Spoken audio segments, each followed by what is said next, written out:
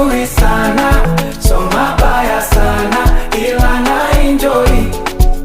Namuomba Mungu aniepushe na tamaa, bado napambana, ila na enjoy.